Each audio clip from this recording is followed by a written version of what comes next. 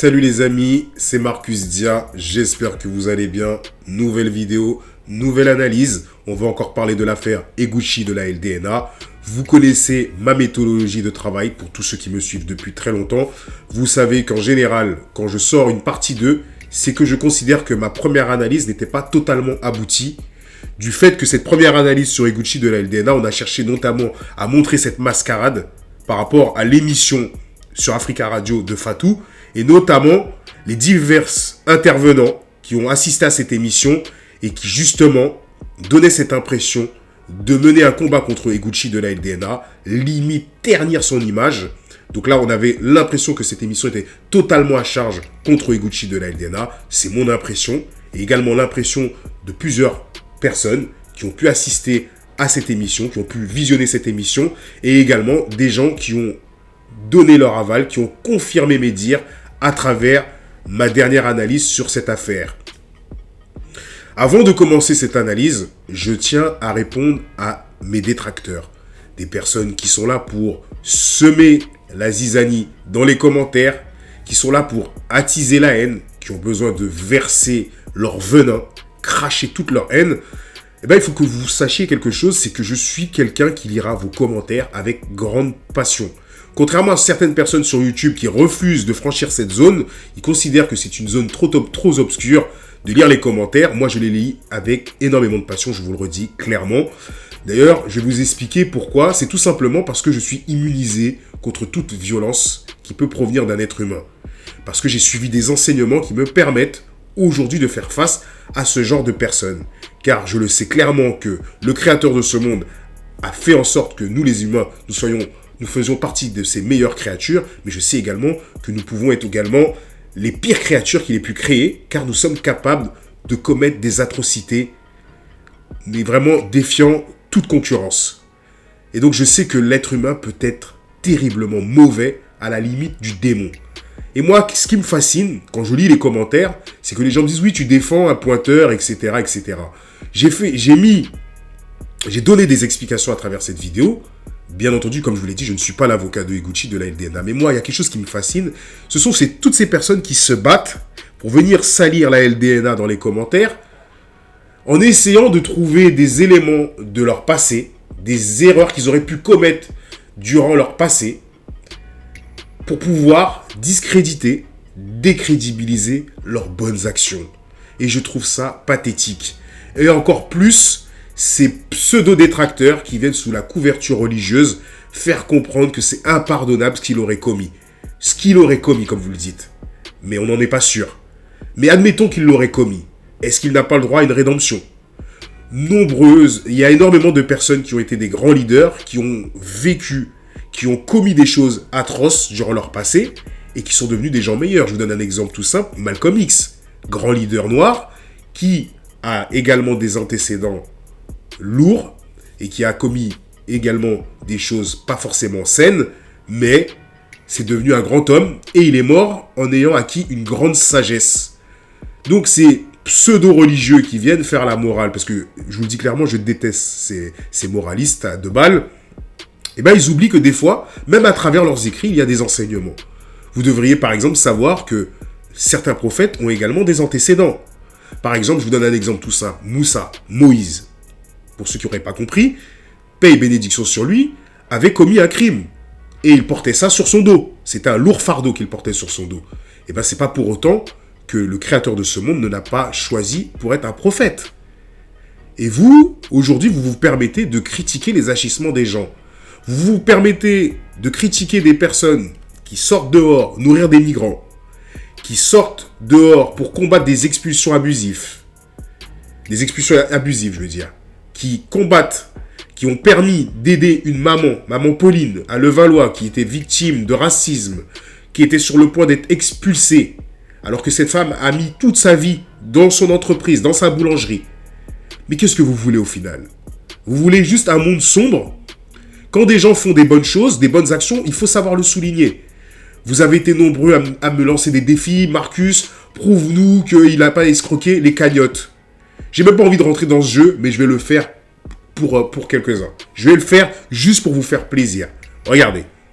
Vous m'avez dit oui, il a escroqué, la LDN a escroqué la cagnotte de Mamoudou Bari, qu'ils ont créé une cagnotte. Regardez cette capture d'écran. Regardez cette capture vidéo et vous allez voir que la LDNA n'a jamais fait de cagnotte pour Mamoudou Bari, que ce sont des proches de sa famille qui ont fait cette cagnotte. Nous sommes sur cette ancienne cagnotte qui avait été faite pour Mamoudou Bari, paix à son âme. Et vous allez voir qu'aucun membre de la LDNA n'est inscrit sous cette cagnotte. Mais en vérité, je vous le dis, je perds mon temps à vous apporter ce genre de réponse, mais en même temps, je me dis que ces personnes en ont peut-être besoin. Elles ont peut-être besoin d'être réconfortées, ou alors ils cherchent peut-être à faire les intéressants sur les réseaux sociaux. Mais regardez, c'est simple. Réfléchissez un petit peu. Vous avez l'impression que la LDNA habite dans un autre pays que la France? Tous les membres de la LDNA vivent en France, en région parisienne. S'il y aurait eu le moindre souci, la moindre escroquerie, vous pensez qu'on ne serait pas déjà au courant. Mais regardez, comme je vous l'ai dit, aucun membre de la LDNA n'est inscrit sous cette cagnotte. Vous m'avez également dit que la LDNA aurait également escroqué Maman Pauline de Levallois. Regardez cette capture d'écran. Il s'agit d'une vidéo où Maman Pauline soutient la LDNA et notamment Eguchi. Elle date du 5 décembre. S'ils auraient escroqué sa cagnotte, est-ce que vous pensez qu'elle sera encore dans sa boulangerie? Puisque c'est cette cagnotte qui a pu permettre d'empêcher l'expulsion de Maman Pauline. Et regardez, je vais vous montrer une petite mention qui était précisée sur la cagnotte qui était faite pour cette femme. Le virement est à faire au nom de Pauline Kemoé. Nous vous remercions de votre compréhension et restons à votre disposition pour tout complément d'information. Arrêtez d'inventer des fake news. Arrêtez d'être dans la médisance. Arrêtez de toujours chercher à ternir les bonnes actions. Quand les gens le font, il en manque déjà assez. Mais comme je vous l'ai dit, les cœurs des gens sont tellement sombres, vous avez pris tellement l'habitude de regarder des informations anxiogènes qui vous ont totalement retiré cette sensibilité. Vous ne vivez plus avec la sensibilité que vous devriez avoir quand des gens font de bonnes actions. Vous avez emmagasiné, comme je vous le dis, tellement de mauvaises actions et que le mal prend toujours le dessus. Parce qu'il est bien plus facile de faire du mal que de faire du bien. Donc forcément, vous, ce qui vous intéresse, c'est de manger la chair des autres. Et regardez, je vais vous donner un autre exemple, parce qu'il y a également une autre polémique, comme quoi la LDNA serait anti-maghrébin ou autre. Regardez, je vais vous donner un exemple tout simple. Ce message que vous êtes en train de voir est un mail qui date du 6 août, où je remercie la LDNA d'avoir accepté de répondre à mes questions. Et dans ces questions, justement, je demande à la LDNA s'ils ont un problème avec les arabo-maghrébins. Et eux, ils m'expliquent clairement qu'ils n'ont aucun problème. À la limite, j'ai envie de dire que c'est une mauvaise interprétation, une mauvaise compréhension, ou peut-être une manière de communiquer qui n'a pas été correcte de leur part. Parce qu'en vérité, eux, ils m'ont expliqué qu'en vérité, ils pointaient du doigt plusieurs communautés, dans le sens où ils voulaient inciter la communauté noire à consommer des produits de chez eux, plutôt que d'enrichir les autres communautés, puisque les autres communautés font exactement la même chose, font du communautarisme, et qu'il était temps d'avancer. Après, il faut tenir compte de certains paramètres. À cette période, depuis plusieurs années, on voit naître des personnes comme Bassem, et des clones de Bassem qui pilulent sur YouTube. Des personnes qui sont là pour attiser la haine et diviser les communautés. On a également des personnes qui... pendant la CAN, parce que tout ça se passe pendant la période de la CAN. On a également 2-3 membres de la communauté maghrébine qui font des tweets, qui font des vidéos Snap, où ils sont en train d'insulter les Noirs.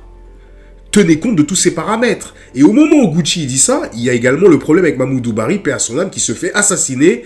Et la polémique qui a été relayée à travers les informations, c'est que cette personne aurait tué Mamoudou Bari parce qu'il était un supporter algérien. Et d'ailleurs, j'ai été un des premiers sur YouTube à démontrer la supercherie parce que bien souvent, comme je vous l'ai montré, les médias nous manipulent, participent à diviser ces communautés parce que le but est également de diviser la communauté maghrébine et la communauté noire pour qu'ils ne puissent plus être solidaires. Et c'est pour ça que vous voyez à travers des faux tweets, des faux comptes Twitter, on cherche à créer des polémiques et on l'a fait également pendant la CAN. Donc c'est pour ça que je vous dis qu'il faut être très prudent. Donc faites très attention. Moi, je vous le dis clairement, je n'ai aucune compassion pour toutes les personnes qui attisent la haine. Donc vous ne verrez jamais essayer de soutenir des personnes qui attisent la haine et qui créent la division. Maintenant, on va rentrer dans le vif du sujet.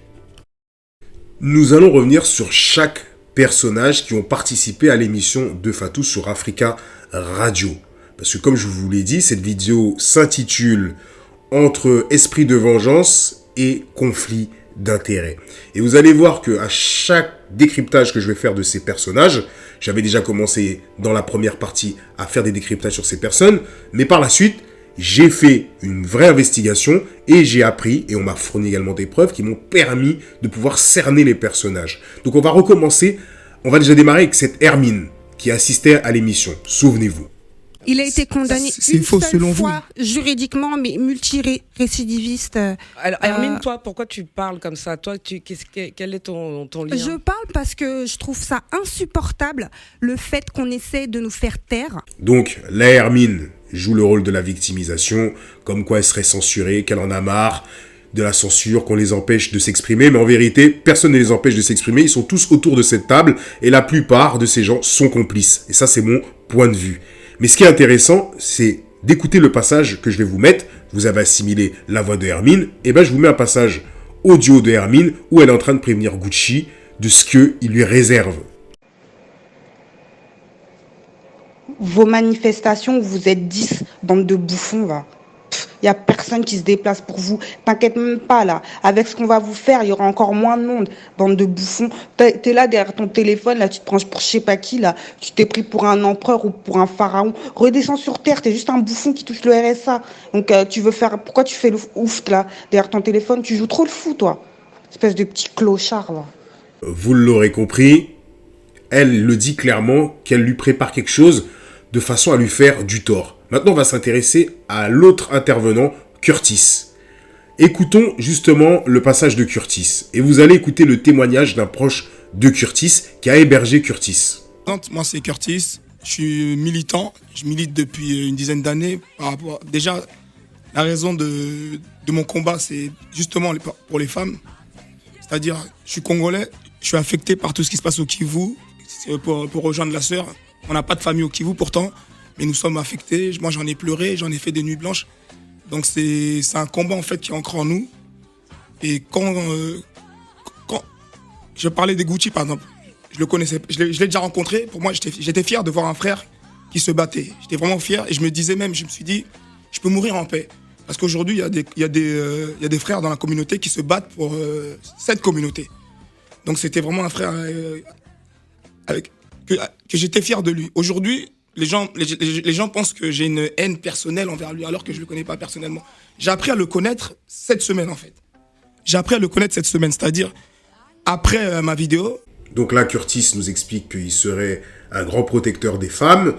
Et vous avez observé cette petite hypocrisie quand il fait cette passerelle entre les accusations qu'il y a sur Gucci, je veux dire, et ce qui se passe au Congo, notamment à Kivu.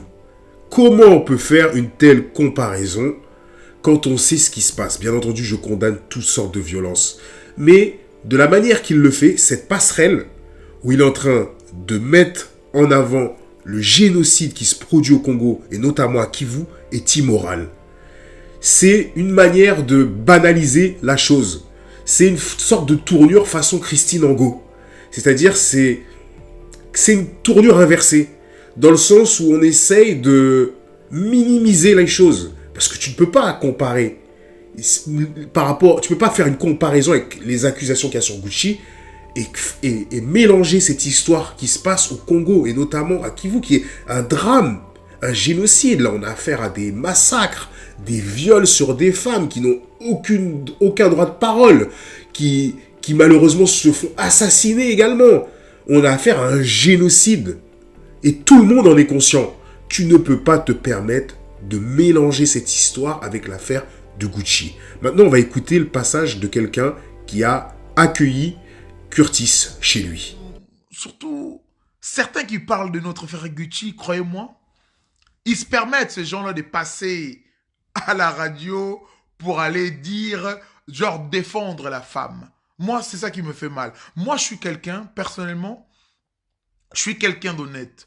Quand je vois certains de ces espèces parler de la femme, pourtant que eux-mêmes ne respectent pas la femme.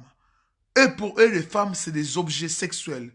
Et pour eux, les femmes, c'est des choses qui n'ont pas de valeur. Mais ils se permettent de passer aux médias pour parler de la femme, pour dire voilà. Et ça, c'est quelque chose qui m'énerve à un point que je ne peux pas contenir. Donc, j'étais obligé de faire un direct. J'étais obligé de faire un direct.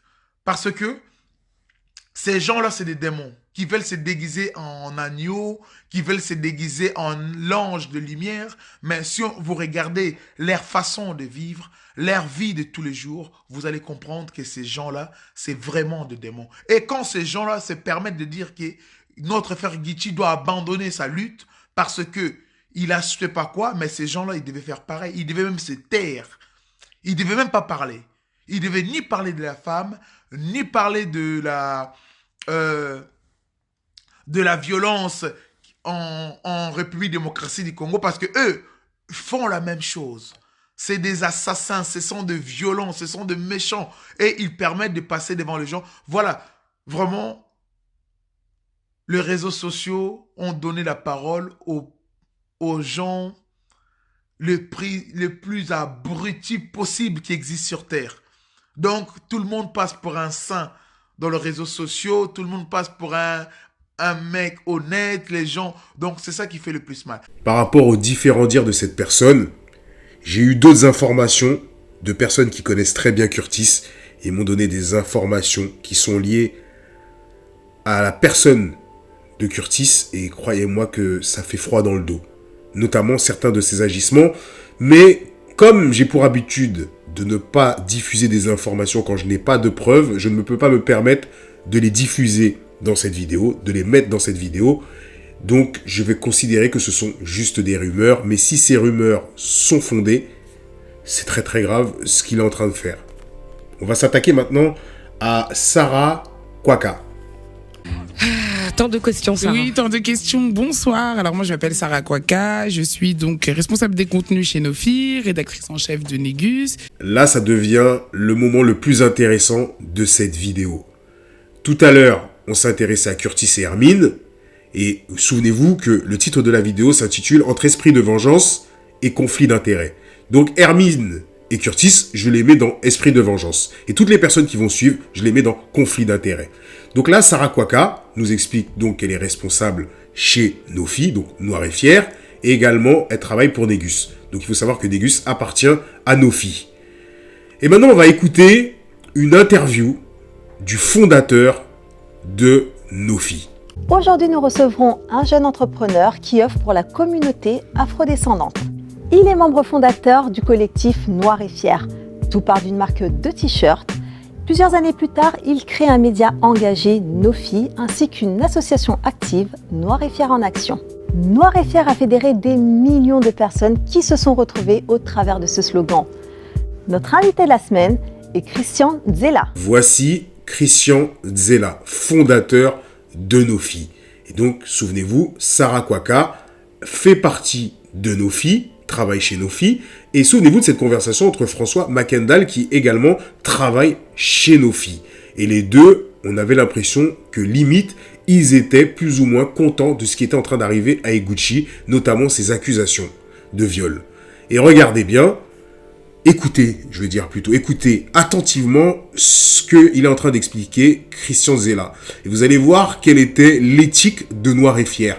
Et vous allez comprendre qu'il est en train de dire tout simplement ce que je vous avais dit dans la première analyse, que logiquement, des organisations qui sont là pour soi-disant soutenir la communauté noire peuvent pas s'empresser de sortir un article mainstream sur El Gucci de la EDNA et l'enfoncer comme je vous avais pu le montrer. Je vous avais fait lire cet article, souvenez-vous dans la vidéo, souvenez-vous que justement, par rapport aux autres médias mainstream, eux, ils avaient été les pires dans leur interprétation des accusations sur Eguchi de la LDNA. Et j'avais trouvé que ce n'était pas correct de la part d'un média qui se considère pro-noir.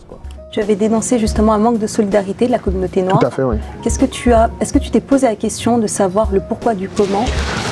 Je pense que ça vient de pas mal de choses parce que déjà, comme tu as dit, en France, moi je suis né et grandi en France, donc Et il y a beaucoup de sociétés occidentales, ce modèle est c'est un peu le même modèle, c'est-à-dire que on est avec cette idée d'individualisme qui est là et on grandit avec ça, donc c'est beaucoup le moi-je, c'est beaucoup, voilà, c'est comme ça, donc déjà il y a ça.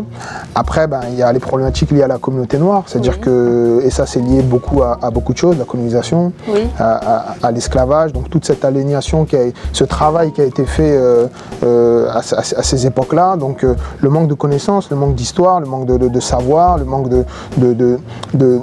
d'informations à ce sujet, donc du coup, ça crée qu'il y a un désamour qui est là et ça se ressent dans la communauté et on préfère se détester, se haïr parce que c'est plus facile que d'apprendre à, je pourrais faire un peu gnangnan, apprendre à s'aimer et tout, mais c'est apprendre déjà à se respecter. Donc Noir et Fier, c'est aussi une histoire de respect. Donc Noir et Fier, c'est si on avait pu rajouter Noir et Fier et solidaire et respect, etc., etc. C'est vraiment, on peut rajouter plein de choses. Mais Noir et Fier, c'est surtout ça, quoi. Entendu comme moi ce que le fondateur de Nofi, Christian Zella, est en train de dire. Que Noir et Fier, le concept, c'est d'être aussi solidaire avec les siens.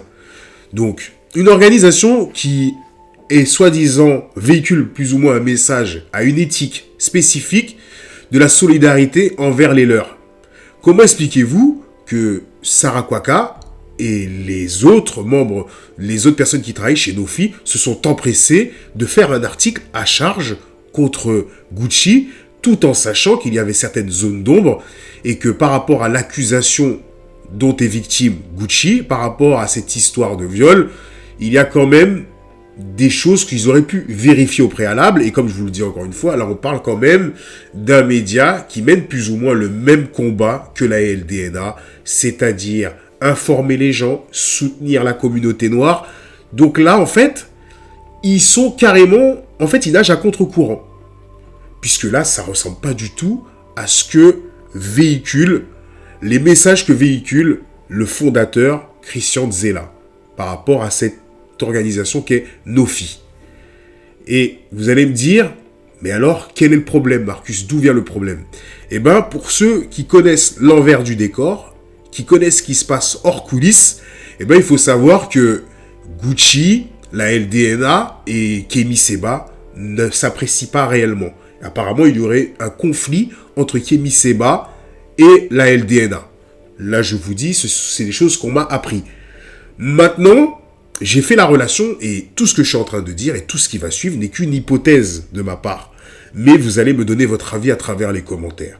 Donc, regardez Christian Zella. Ben, sachez que Christian Zella a une certaine proximité avec Kemi Seba, ce qui pourrait expliquer le manque de neutralité de la part du média Nofi autour des accusations sur Gucci de la LDNA. Regardez cette photo. Sur cette photo, on voit donc Christian Zella, fondateur de Nofi, en compagnie de Kemi Seba. Et voici le message. Individuellement, l'Africain est fort, uni à son frère, il devient invincible. @Kemi Seba. Hashtag, ils finiront par comprendre. Hashtag Defro 2017. Vous allez me dire, c'est normal, il mène le même combat à Marcus. C'est tout à fait normal qu'il soit en photo et qu'il adresse ce message à Kemi Seba.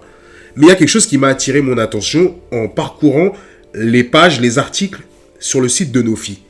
Et là, vous allez voir que j'ai découvert que une certaine personne qui s'appelle Sandro Capochichi fait également des articles sur Nofi. Et vous allez me dire, et alors, qu'est-ce que ça a à voir? Eh bien, regardez par vous-même.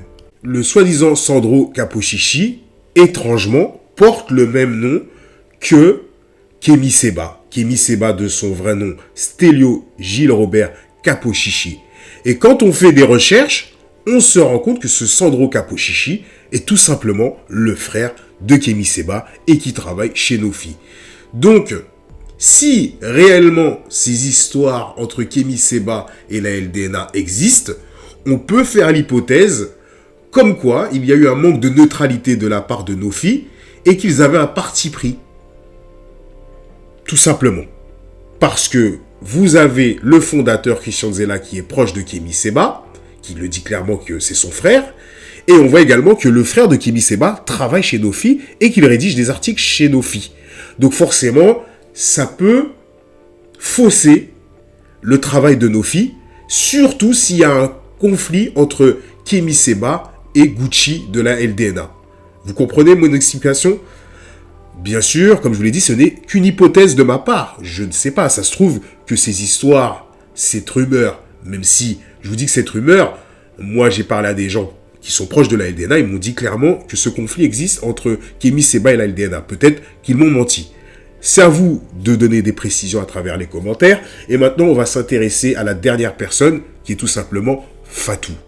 Fatou qui a organisé cette émission, puisque c'est la sienne, sur Africa Radio. Et vous allez voir, je vais vous faire découvrir un passage de Fatou et vous allez comprendre pourquoi Fatou agit de la sorte. La vidéo que je vais vous montrer a été faite à l'insu de Fatou, c'était le jour de l'émission, et elle est en train d'expliquer les causes du conflit entre Gucci et elle, qu'elle aurait proposé à Gucci de faire une émission sur Netflix et que Gucci aurait refusé. Et écoutez bien ce qu'elle est en train d'expliquer. Et elle dit, voilà le problème d'où il vient. Donc là, on est en train de comprendre quoi? On est en train de comprendre que toutes ces personnes, en fait, ont quelque chose à reprocher à Gucci. Et qu'ils n'ont pas forcément été neutres dans leur façon d'agir tout au long de cette émission. Et comme je vous l'ai dit, on a l'esprit de vengeance et le conflit d'intérêts. Écoutons le passage. Ça casse beaucoup des trucs là. Parce que moi j'étais parti, alors je vais te dire comment, pourquoi et comment ça remet les choses en place. C'est qu'il y a quelques mois, après je l'ai sollicité pour faire un documentaire pour Netflix sur la LDNA. D'accord? Va te lever aujourd'hui et va trouver un bateau là aujourd'hui ici qui va se lever pour te dire, toi, Africain, qui a un mouvement sur les Noirs, qui dénonce à chaque fois le comportement des Blancs, je vais te faire un documentaire sur moi. Donc on vient me chercher, on me demande. Je viens voir Gucci, je lui dis, mec, vas-y, j'ai un plan. J'ai mes entrées là chez Netflix, ils veulent que j'en fasse un documentaire. Et non, je fais pas moi. Et je vois pas. Non, tu vois pas, non. C'est là qu'on commence mes problèmes. Non, t'inquiète, tu vois moi. Et je vois pas. Non, tu vois pas, non. C'est là qu'on commence mes problèmes. Non, t'inquiète. Quand je suis là, je te prends pas. Aujourd'hui, je comprends maintenant pourquoi, parce qu'en fait, les problèmes ont commencé, il y a un problème. N'importe qui aujourd'hui qui n'a pas le droit, t'es en train de tout filmer, là. T'es en train de tout filmer, là. Non. Si, viens là. Non, pas tout, non. Viens là. Pas tout, tout ce que je viens de dire là, t'as filmé là. Non. Viens là, je te dis. Voilà, non. Viens là. Je te dis non. Non, regarde. Les amis, cette vidéo arrive à sa fin. Vous l'aurez compris, il y a énormément d'éléments douteux au niveau de cette affaire Gucci de la LDNA. Un petit message pour toutes les personnes qui me soutiennent. Grosse force à vous tous, encore une fois.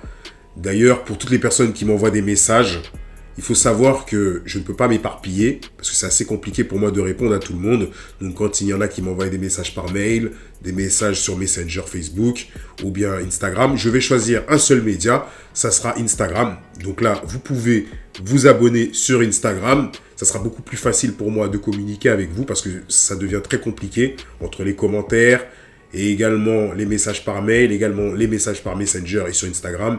Par la suite, je ne peux plus malheureusement répondre à tout le monde. Donc, je vous remercie encore pour votre soutien. Grosse force à vous tous. N'hésitez pas à liker cette vidéo. N'hésitez pas à vous abonner si ce n'est pas déjà fait. Pour ceux qui se plaignent de ne pas recevoir les notifications pour les avertir des nouvelles sorties de mes vidéos, il faut que vous sachiez qu'il est obligatoire pour vous d'appuyer sur la cloche de notification pour pouvoir être averti. Parce que bien souvent, vous vous abonnez, mais vous n'activez pas la cloche à côté du bouton abonnement, cette cloche de notification qui vous permet de recevoir justement ces alertes qui vous préviennent des vidéos qui sortent. Donc, je vous dis à très bientôt. D'ailleurs, je vous donne rendez-vous vendredi pour une interview exclusive du rappeur Desporuti sur la chaîne de Marcus Dia. Allez, à très bientôt. Grosse force à vous tous. Peace.